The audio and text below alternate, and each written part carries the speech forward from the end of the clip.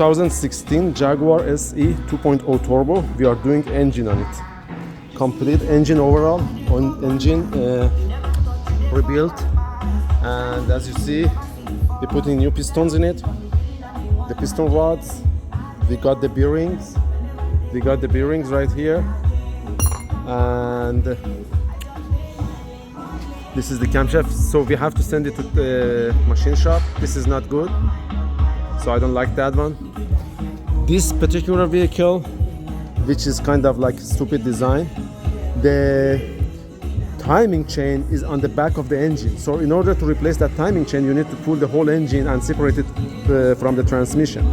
So we have here high pressure fuel pump. This is, like I said, this is the diesel one.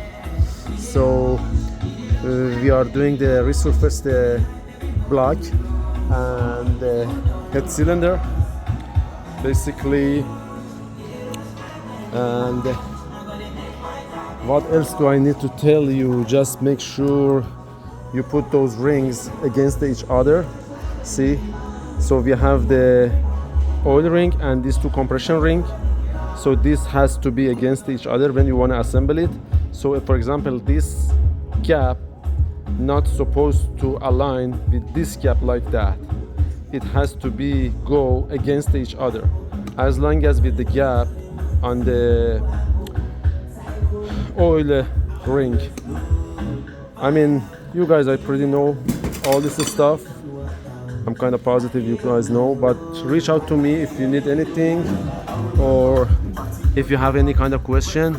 We do all kind of rebuild, the engines, overall the engines, engine replacement, engine rebuild, like I mentioned, and you can reach out to us. So whenever we put back everything together, we're gonna start with before reinstall the head cylinder. We're gonna start turning all the crankshaft to make sure all the pistons and everything are at the good condition and there is no any kind of like restriction around the cylinders, and that is it pretty much. So again, like I said, we have that side front of the engine, but for the doing just timing chain by itself, you need to access to the back of the engine. Again, you have to separate the engine from the transmission. That way you should be able to see the timing chain and do the timing chain job on this particular vehicle.